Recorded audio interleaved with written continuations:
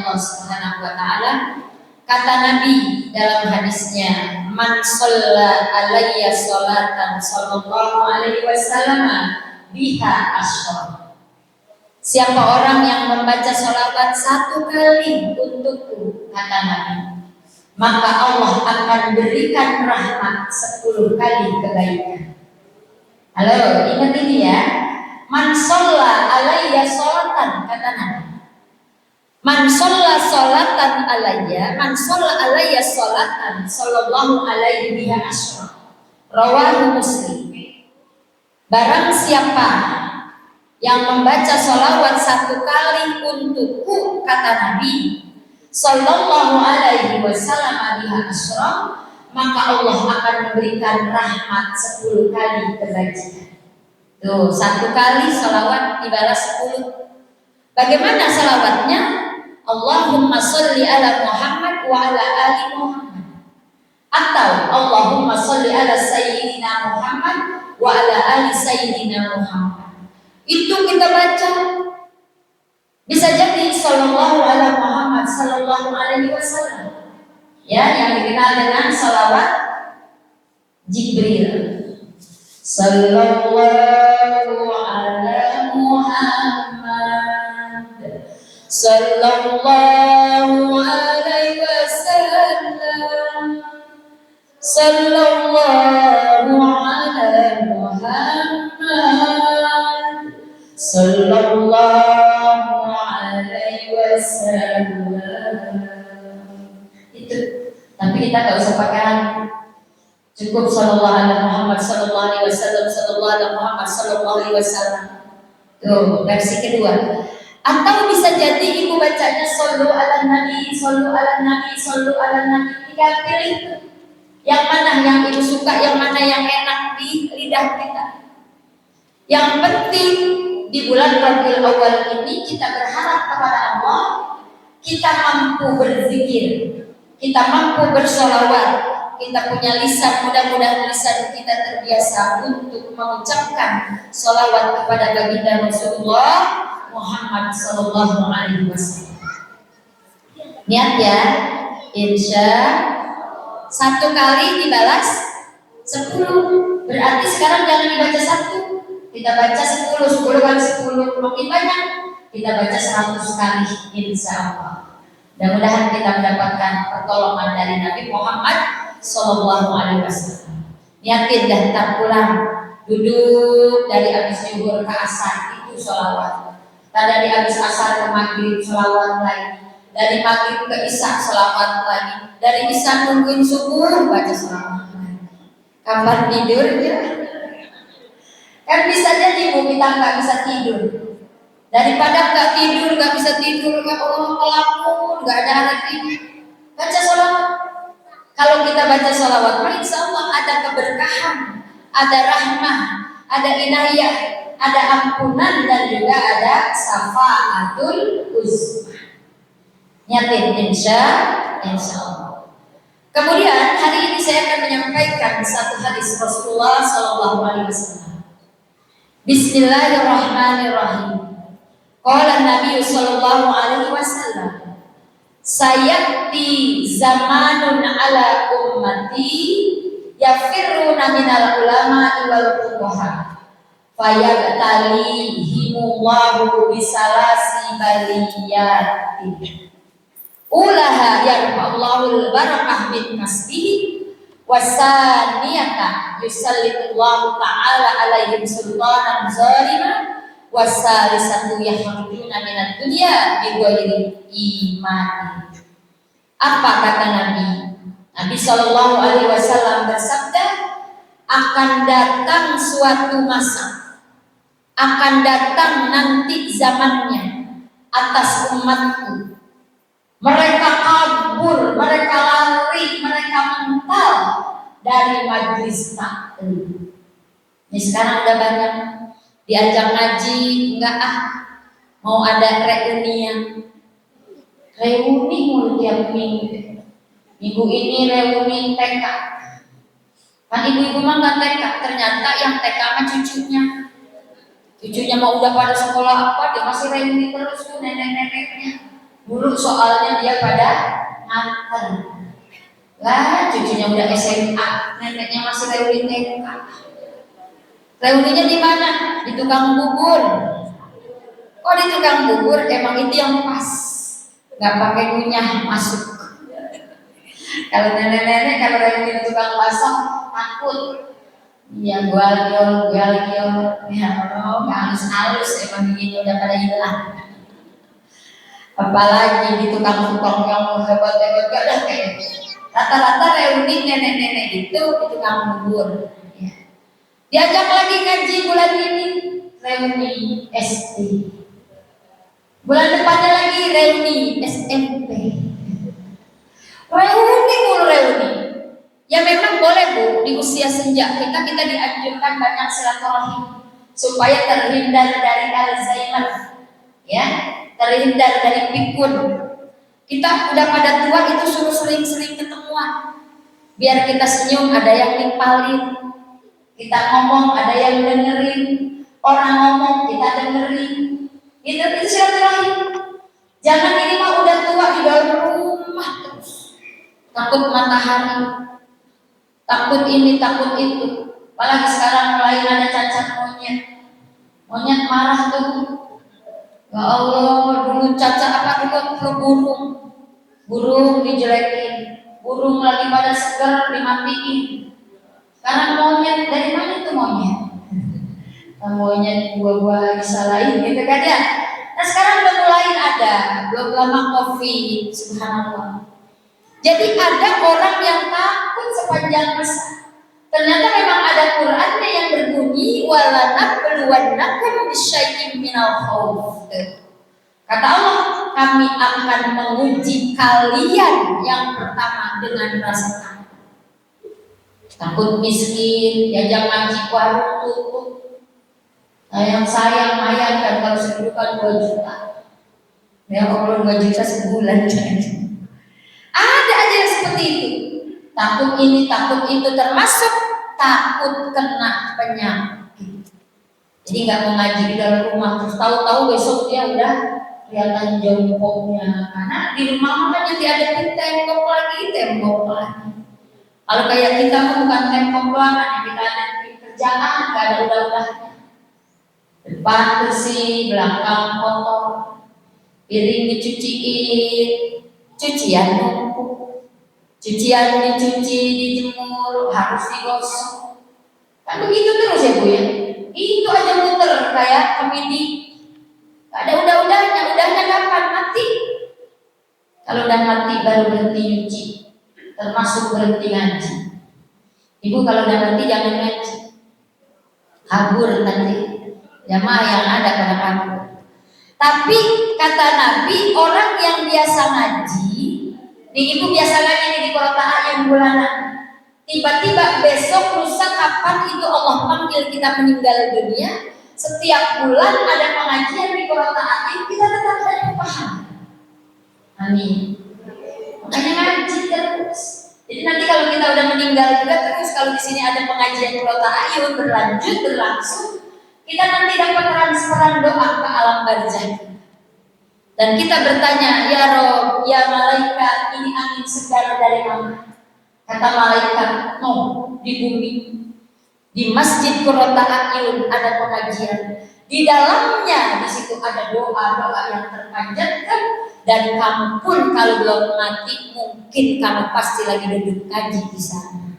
Makanya meskipun kamu sekarang udah duduk tidur terbalik di alam barzah, kamu tetap mendapatkan pahala.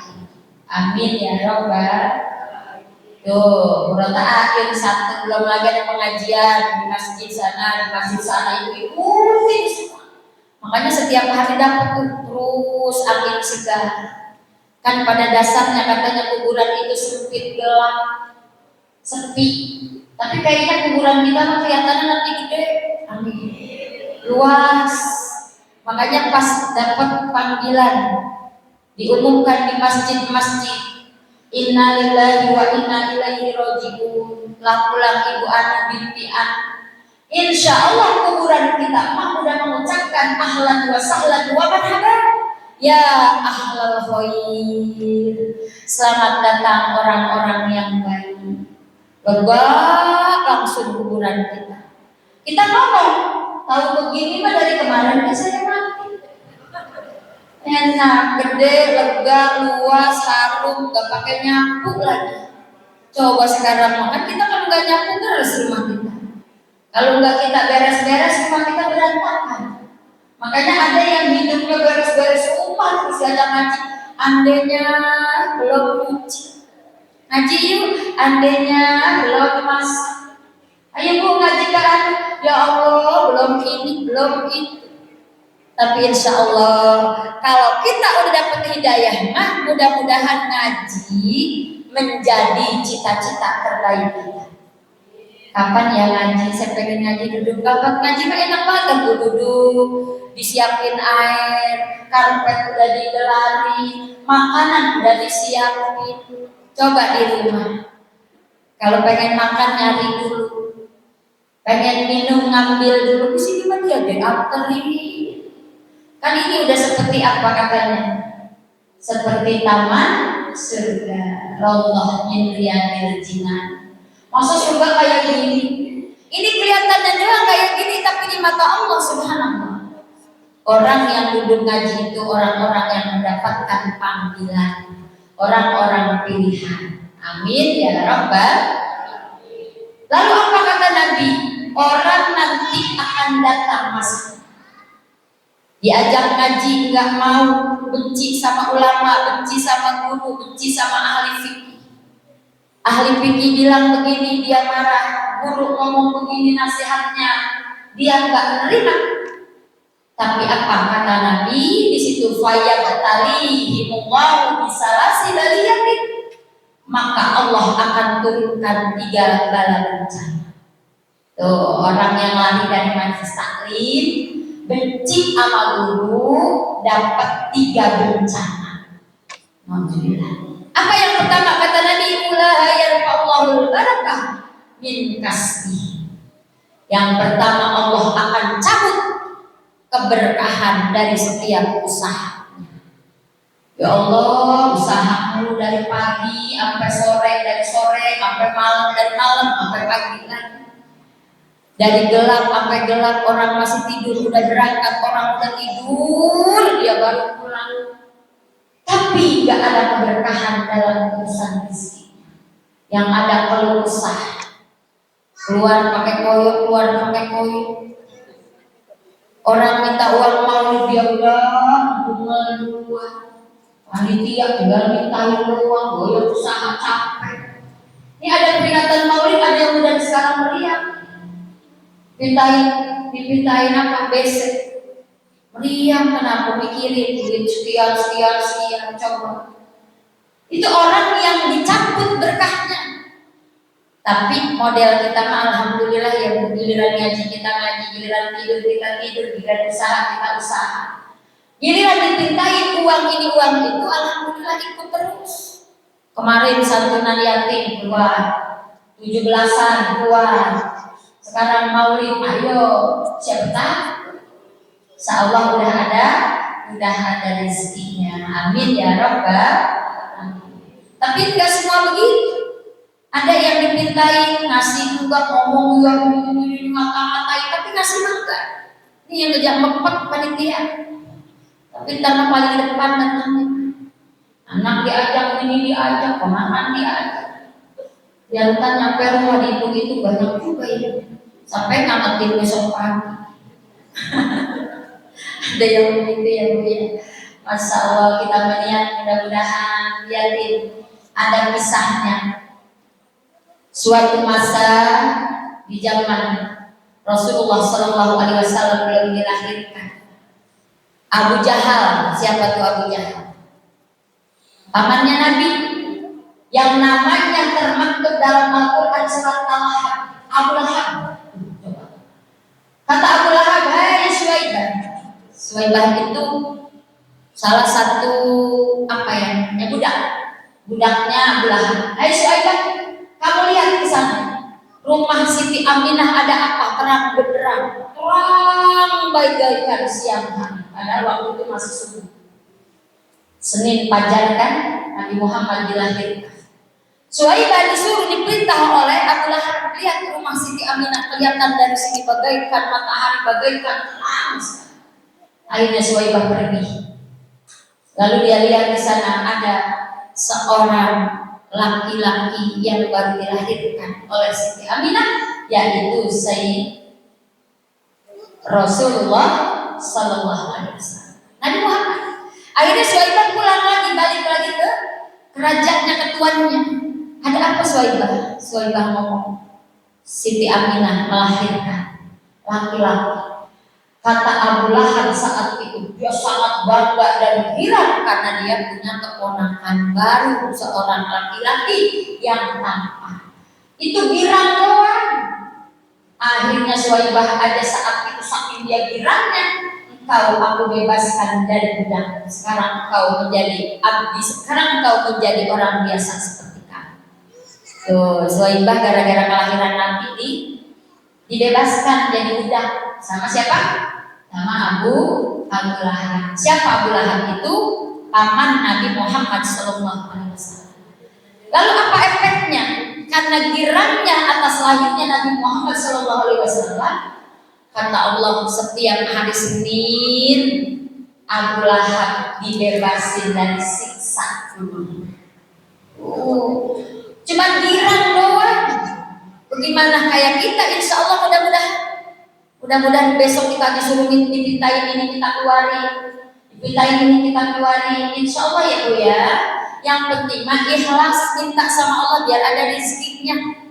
Kitanya sehat, rezekinya ada, niatnya ada. Sehat, rezekinya ada, emang kagak niat ya gak kerja. Dan mulai dari sekarang dah makanya kumpul-kumpulin itu apa yang memang penting ya. Insya Allah mudah-mudahan. Saya juga insya Allah mau nginep di sini mau masak. Kita masak. Iya mudah-mudahan deh ya. Nanti kita rame-ramein acara kita ini dalam rangka benar-benar untuk menghormati datangnya, artinya kelahiran Rasulullah Sallallahu Alaihi Wasallam. Tuh mudah-mudahan yang timbang girang doangan yang pada akhirnya memusuhi ya segitu aja dibebasin. Apalagi kita, mudah-mudahan kita termasuk orang-orang yang cinta kepada Nabi Muhammad Sallallahu Alaihi Wasallam. Kata Nabi apa? Tuba liman rohani wa amanabi, summa tuba liman lam yaroni wa amanabi. Sungguh beruntung orang-orang yang hidup denganku sejaman dengan aku. Mereka melihat bagaimana aku sholat, mereka melihat bagaimana aku makan, mereka melihat bagaimana kehidupan rumah tangga. Siapa mereka itu? Para sahabat.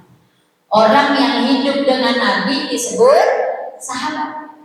Ada sahabat yang wajib banget kita kenal, sahabat Rasul yang dikenal dengan sebutan Khulafaur Rasyidin, pemimpin-pemimpin yang cerdas. Siapa beliau? Abu Bakar Siddiq, Umar bin Khattab, Utsman bin Affan, Ali bin Abi Thalib karramallahu wajhah. Itu kan kita kenal. Nah, kalau buat lagu-lagu anak-anak nih seperti ini si Aden ya, boleh mamahnya ajarinnya itu. Bagaimana? Ada 4 khalifah sahabat Rasulullah. Yang pertama adalah Abu Bakar As-Siddiq, 2 Umar bin Khattab, 3 Utsman bin Affan, yang keempat Ali bin Abi Thalib. Kalau ada itu kerjanya enak, jadi apal. Karena anak-anaknya memang harus pakai lagu, gak jauh dari lagu, sama emaknya. Emak-emaknya juga gitu. Kalau dengar lagu baru, dahulu langsung apa? Ini apal banget semuanya berlagu ikan dalam kolam. Iya. Kalau saya ikannya di atas piring, tinggal nyubit coel makan. Kalau makan di kolam masuk dulu, ditangkap dulu, dikasih angin dulu, digoreng dulu ya. Itu lagu-lagu memang Bu, kita ini manusiawi dan normal kalau mendengar musik, kepala kita langsung goyang. Ya coba deh, Ibu di rumahnya lagi diam aja, ada pengamen lewat pakai lagu dia nyanyi langsung itu kenapa kita pengen begini? Itu normal. Kalau ibu dengar musik diem aja, jadi ini harus bawa ke Fatmawati sama Bujur. Khawatir takutnya memang ada syarat yang jadi nggak aneh kalau manusia itu kita itu kalau dengar musik langsung goyang, ngerti kayak enggak? Apalagi lagi nyambel langsung aja dengar sambil goyang terus. Makanya besok kalau ibu-ibu di tempat hajat ada musik, ibu diem aja begini. Ini perlu diperiksa lehernya, takutnya di sini ada kayu. Iya, insyaallah. Makanya boleh ya hiburan sekali-sekali mah di rumah setel tuh TV, setel apa namanya YouTube, buka YouTube lagu-lagu. Tapi kayak kita mah kayaknya kalau lagu barat kalau mana nggak nyambung dah. Iya, ya sholawat Nabi itu aja. Sambil nyapu, sambil nyuci, setel itu aja, insya Allah hati kita juga terus berzikir kepada Allah Subhanahu Wa Taala. Baik, yang kedua, orang yang mental dari majlis taklim, yang kedua azabnya atau bala bencananya adalah yusallitullah ta'ala alaihim sultanan zalim. Allah akan kirim kepadanya pemimpin yang zalim. Nih kita mau ke pilkada ya, Kota Depok, insya Allah tanggal 27 November kita akan punya hajat besar. Mau pemilihan ketua wali kota Depok dan wakilnya. Yuk kita pilih dengan sebaik-baiknya, minta kepada Allah agar mereka yang dipilih sebagai pemimpin kita dari dunia sampai ke akhirat. Artinya mereka itu nanti ketika memimpin kita dibolehin ngaji, boleh ada maulid, boleh ada acara-acara Islamik, insya Allah seperti itu Allah akan kirim kepada kita karena kita pada rajin-rajinnya ya. Amin. Ngeri banget ya Bu kalau punya pemimpin jolim, mau ngaji dibredel, mau ngaji ada hukuman, mau ngaji dikasih apa namanya halangan ini dan dilarang karena udah banyak di mana-mana. Contohnya saya baru bisa dengar kemarin di Sulawesi, orang pada ngaji masjid-masjidnya semua pintunya dikunci. Akhirnya pada ngaji di pinggir-pinggir masjid masih diusir juga. Ini Zionis, subhanallah. Alhamdulillah kita mah ada di wilayah Depok, asal mau ngaji pagi, mau siang, mau malam, mau sore, mau setiap hari silakan, tinggal kitanya mau apa enggak ngaji, gitu ya. Yang mudah-mudahan ini segini juga apa-apa kita karena memang banyak di sebelah sana ya. Ini sempat saya kemarin bertanya sama Bu Jul, nanti ada orang, ternyata ini orang semua ya, alhamdulillah. Iya, karena memang kita mah kalau pun nggak ada ngaji di sini ya nggak pada sana jauh begini. Dan insya Allah niatin mudah-mudahan kaki kita sehat, diri kita sehat, biar kita bisa besok mah kalau bisa hari Minggu depan mah kita rame-rame kita menuju kembali lagi ke sini dalam rangka peringatan Maulid Nabi Muhammad SAW. Dan yang terakhir kata Nabi, wasalisatu yahrujuna minad dunya bighairi imanin. Allah akan cabut ruh kita keluar dari dunia tanpa membawa iman. Nah ini kalau orang mental dari majlis taklim, lari dari majlis taklim, nggak cinta sama pengajian bahkan benci sama gurunya, maka dia nanti meninggal dunianya dalam kondisi su'ul khotimah, mati yang sangat mengerikan, mati yang sangat hina di hadapan Allah Subhanahu Wa Taala. Nah sekarang tinggal kita nih bagaimana mau terusin gak nih, artinya sisa-sisa hidup kita. Karena kita ini udah pada tua ya Bu, kita udah nggak muda lagi. Berharap kepada Allah mudah-mudahan Allah berikan hidayah kepada kita senantiasa. Allah mudahkan untuk kita menuju majlis ilmu. Dan juga mudah-mudahan Allah berikan kita rezeki yang berkah sehingga kita bisa beramal jariah. Karena memang salah satunya yang bisa membuat orang nggak mau ngaji itu kadang-kadang biaya. Kalau diajak ngaji kan kalau ngaji ada utang dimungutin tadi itu awal itu. Mungkin kayak gitu salah satunya. Terus yang kedua lah, kalau di tempat ngaji mah ngomonginnya akhirat mulu. Ya emang di tempat ngaji ngomongin akhirat. Kalau di tempat kondangan mah cari dah, masa dijual lagi ngomongin mati. Bahwa sesungguhnya mati itu pasti, kata kedua. Lah yang enggak, pasti yang ngomongin mati. Memang di majlis taklim tempat yang paling tepat di majlis taklim ngomongin mati. Lah emang kita mau kemana? Kita ini enggak ada satupun yang abadi kecuali Allah Subhanahu wa taala, termasuk malaikat Israil pun pasti mati. Padahal dia tukang nyabutin, tapi dia matinya nanti paling belakang. Nah kalau dia mati duluan, kita siapa nyambut? Kan begitu ya, masih nyambut sendiri. Iya, makanya harapan kita, mudah-mudahan kita mintanya diberikan hidayah, karena tidak semuanya orang tertarik menuju majlis taklim. Ada ini yang di rumah lagi duduk aja, pergi maulid enggak, ngaji kemarin enggak, tapi lagi duduk aja di rumah nutulin HP. Ada lagi yang lagi pergi kemana-mana, ada yang di Setu lagi duduk makan cilok, ada yang lagi ke mall, ada yang lagi ke GP, ada yang lagi ke puncak. Kita kan tahu kenapa. Bisa jadi memang Allah tidak gerakkan hatinya. Ada Al-Quran di depannya, tapi dia tidak tertarik untuk membacanya. Jadi Quran pun enggak mau didekati dengan dia. Nah ini yang kita takutkan. Makanya mintanya kita ini bisa menata kebaikan, kita bisa merendah kebajikan di usia-usia sejak kita. Kalaupun kelak Allah panggil kita, mudah-mudahan punya kenangan yang indah, punya sisa-sisa kebaikan yang bisa kita tunjukkan kepada Allah Subhanahu wa taala. Karena kan nanti kita ketemu sama Allah. Allah akan bertanya, mana oleh-oleh kamu? Di dunia cukup lama kamu hidup, ngapain aja? Itu nanti kita bakal ditanya, umurmu kamu gunakan untuk apa? Coba umur kita 24 jam, ada orang yang enggak sempat mandi 24 jam, enggak sempat sholat 5 waktu dari 24 jam. Ngapain? Bisa jadi mereka kalau sibuk dengan urusan dunia sampai enggak ingat siapa dia, dari mana dia, mau kemana dia, untuk apa dia. Tapi insya Allah kayak kita mah dari pagi kerjaan dunia udah kita kerjain, nyuci udah, nyapu udah, masak udah, duduk di majlis taklim pun sekarang kita alhamdulillah bisa. Amin. Ini kayak gini langka Bu. Makanya ini kita termasuk manusia langka. Iya, manusia langka.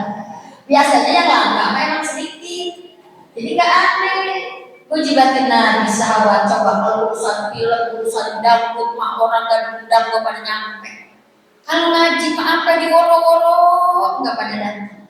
Padahal dia nggak tahu aja tempat ngaji enak banget, duduk ada, semeriwing, makanan ada, air disiapin, enak kan? Coba kalau nonton dangdut di mana-mana emang disiapin? Enggak, ya Allah, nggak ada karpet nonton dangdut mah. Yang ada juga kita yang keluar, ada minuman harus beli, ada makanan harus beli. Tapi itulah undangan setan. Kalau ujibatin buat urusan neraka mah enak-enak, jalan ke neraka itu enak-enak loh. Nah, tapi Bang Roma Irama ngomong, kenapa sih yang enak-enak dilarang? Iya kan gitu. Padahal kalau kayak kita mah alhamdulillah ngaji itu udah sesuatu yang nikmat itu ya.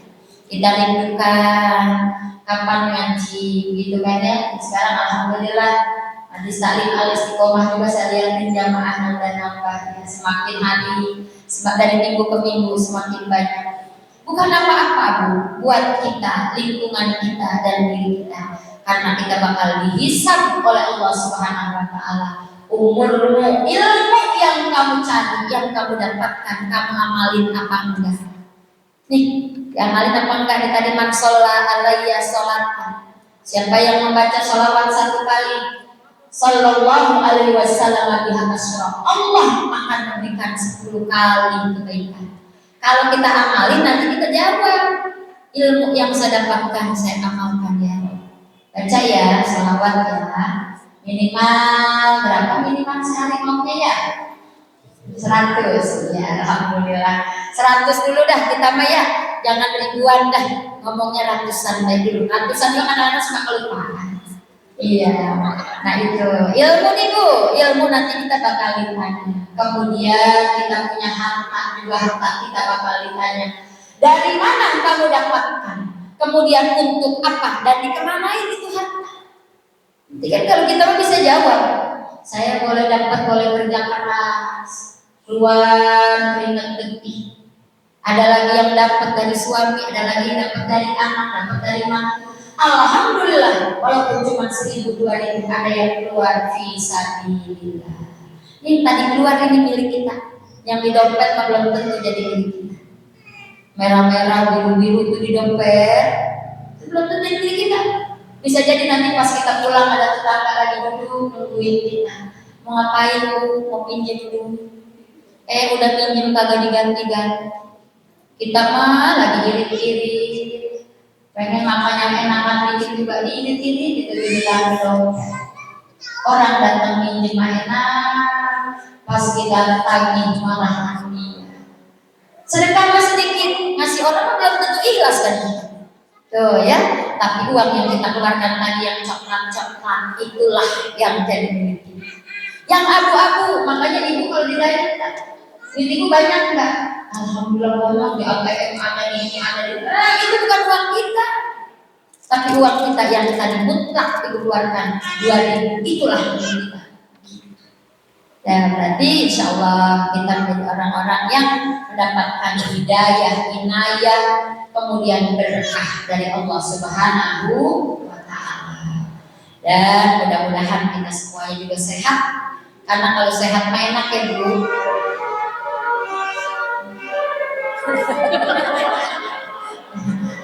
Emang bahagia banget kalau naik odong-odong, Masya Allah. Saya sekarang sering ikut naik odong-odong tuh bahagia, Masya Allah, AC-nya full. Tapi saya selalu pakai jaket kalau naik odong-odong, tapi dan tulangnya gede. Tapi memang bahagia itu apa namanya ya, sesuatu banget buat rakyat di bawah gitu. Artinya kalau kayak kita senyum, enak banget, orang pada hai juga gitu. Ya jangan dikatain. Mereka juga yang naik orang-orang pasti mereka ada punya Fortuner. Fortune apa Fortuner saya kata. Kalau Fortune biasanya adanya di dapur. Mak yang punya guys Fortune ya. Alhamdulillah kita. Ini kalau gaji kan begini senyum ya Bu ya.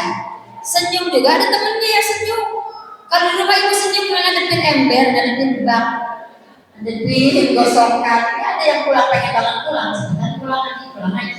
Cucian saya kering, saya gosok doang. Mak itu istirahatnya di tempat ngaji. Coba di tempatnya enak kalau duduk ya. Ada yang sampai tidur. Di rumah mah nggak bisa tidur, apa yang minum obat nggak bisa tidur. Kenapa kita di majlis taklim baru mulai Yasin langsung uang. Pas bangun wajib lagi jangan. Masya Allah baca Yasin cepet banget. Ya lu emang tidur jadi cepet. Kalau yang baca mah yang nggak cepet ya Bu ya. Tuh ada orang yang kayak gitu, yang nggak apa-apa, yang penting udah masuk Allahumma tahli abwaaba rahmati. Ya Allah bukakan kepada kami pintu-pintu rahmat. Nih kita minta agar kita dibukakan pintu rahmat. Ntar pas keluar kita doa lagi, Allahumma tahli abwaaba fadlika. Ya Allah bukakan untukku pintu-pintu keutamaan. Mudah-mudahan pulang dari sini tambah mulia diri kita di hadapan Allah, di hadapan masyarakat, di hadapan keluarga. Makanya pakai ilmu yang kita pelajari, nanti bakal ditanya. Insya Allah ya, apa sih ilmu yang kita pelajari? Kita punya hati kita harus kita jaga. Jangan kalau hati, kalau ngomong asal ngebrek, asal mangat. Kata ibu apa mulut gua nggak bikin mama lu, terserah di yang penting udah keluar. Lah kita pikirin tangga kita, kanan kiri kita. Kita ini makhluk sosial, kita ini makhluk bermasyarakat. Makanya yang kaya butuh yang miskin mah udahan. Yang gagah butuh sama yang lemah apalagi butuh sama yang gagah. Contoh yang sangat konkret ya, ada direktur udah pergi kerja pakai dasi. Kata istrinya, "Papa, wastafelnya macet. Kira-kira itu direktur udah pakai dasi, udah pakai sepatu, mau nggak ada wastafel?" Enggak lah. Paling dia bilang apa? "Mah, panggil Bang An. Nih duitnya buat bayar." Tuh, kan orang kaya butuh sama orang miskin. Pastinya Bang An lebih miskin. Kalau Bang An lebih kaya, enak aja. Yang nggak mau dia juga kan. Nah terus yang miskin mudahan itu apa yang kaya? Pak, ada kerjaan enggak? Pak, perlu ini enggak? Gitu. Makanya kita nggak boleh sombong. Yang kaya jangan sombong, udahan yang miskin. Ada orang miskin sombong. Kadang kita bilang dia mah kaya, sombong juga pantas. Gitu kan ya? Padahal yang kaya mah gak pantas sombong kan? Karena sombong itu sorbannya Allah. Kalau orang ada yang sombong berarti orang tersebut sudah mengambil sorbannya Allah, berarti dia termasuk orang yang apa ya kira-kira? Kira-kira apa nih kalau ada kiai, ada ustaz dan ceramah kita cukup diri ngapain? Saya pengen ambil sorbannya, berani nggak kira-kira? Besok ada kiai besar nih lagi ceramah, itu datang dari sana, cukup kemana? Ibu mau ngapain? Pengen ngambil sorban kiai. Waduh, ini mah harus dibawa ke sono. Jangan-jangan udah stres ya orang. Aduh. Iya, jadi kalau orang sombong berarti dia udah termasuk orang yang hina, karena orang termasuk dia ngambil sorbannya Allah Subhanahu wa taala. Kemudian yang miskin juga jangan terlalu terpuruk, karena sesungguhnya kemiskinan dan kekayaan itu semuanya datang dari Allah dan sebagai ujian buat kita.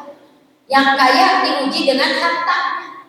Mau nggak dia ngaji dengan harta yang banyak? Karena ada yang bilang begini kan, Bu, saya banyak nggak perlu ngaji. Besok kalau ngapa-ngapain orang saya panggil aja pasti datang. Saya kasih hadiah, datang semua. Ingat bahwa sesungguhnya doa itu milik orang yang beriman. Kita ambil pengajian padahal kita nggak pernah hadir di pengajian. Orang banyak yang datang, jangan bangga. Sesungguhnya bisa jadi itu hanya istidroj saja. Apa istidroj? Diampuni. Makanya orang makin munafik, makin kafir, makin sombong. Gua mah nggak pernah kumpul juga giliran makin pengajian pada datang. Ya dieneng-enengin sama sembako.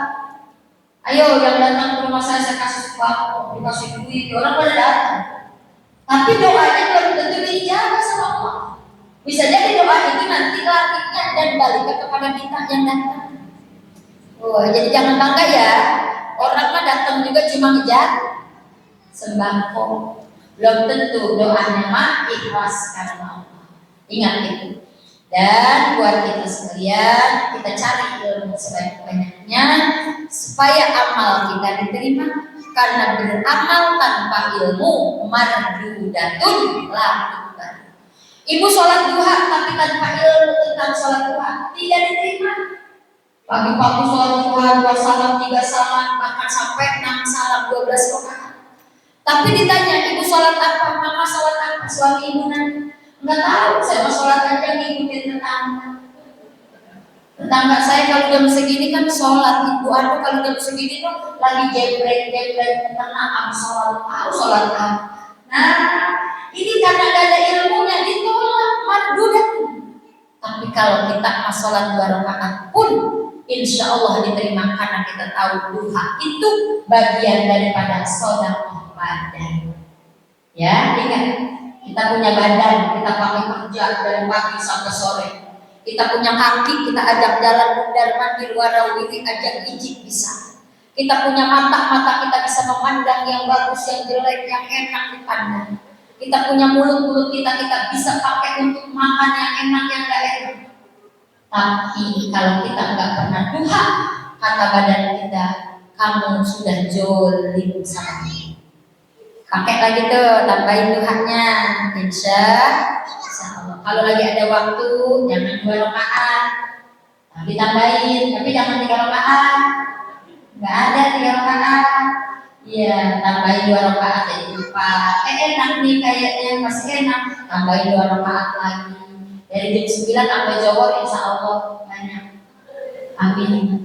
Bagaimana kalau nggak bisa diri nggak apa-apa sambil duduk. Saya mah duduk juga nggak bisa, silakan sambil tiduran. Tiduran juga saya mah nggak bisa. Gimana? Kedap-kedip kan sholat pas sampai kedip doang itu kan karena wajib. Ya, jadi jangan kira apalagi tiba hajatan nggak sholat. Kenapa tuh nggak sholat? Takut sedoknya hilang, takut lipstiknya kabur. Jadi saya nggak sholat, takut dimarahin sama tukang rias. Tukang rias kita bayar. Kalau dia mana, kita marahin lagi. Perlu tambahan, kita tambahin lagi. Begitu. Ini mah tetangga yang hajatan dia tiba-tiba di pagar air, nggak sholat. Besok yang dapat duit yang siapa? Dia kan capek doang, dosa dia. Ya biasanya gitu kan. Apalagi tukang masak, habis sholat. Loh, tukang masak. Sholat malah enak. Salah satu istirahat kita di situ. Kalau kita nggak sholat, mau terus masak. Masak lagi. Datang waktu zuhur, bilangin, saya mau sholat dulu. Itu enak kan kita mandi, sholat kan enak tuh jadi seger. Tambahin wirid 33, baca semua tukang masak. Palingan ntar desa datang masak belum ada. Insya Allah dipecat, kagak bakal dimakan lagi. Lah ini memang di rumah gua gak pernah wirid, kan gilirannya tukang masak wiridan. Jangan. Ya jadi kalau di rumah udah biasa wirid, kalau gilirannya di tukang angkek, tukang masak yang lagi dibutuhkan, ya cukup kita sholat saja ya. Itu insya Allah mudah-mudahan ilmu kita jadi ilmu yang bermanfaat dari dunia sampai akhirat. Karena ada hadis mengatakan man dakhalal qabra bila zadin faka'annama raqibal bahra bila safinah. Siapa orang yang masuk ke dalam kubur tanpa membawa bekal, maka mereka itu seakan-akan berenang naik melalui lautan tanpa memakai perahu. Jadi kita dari sini ke Lampung kalau nggak pakai perahu, nggak pakai kapal, kira-kira bisa? Enggak. Makanya yuk sama-sama kita cari ilmu dan kita cari sedekah jariah kita supaya jadi bekal hidup kita dari dunia sampai ke akhir. Amin. Amin ya Allah rabbal alamin.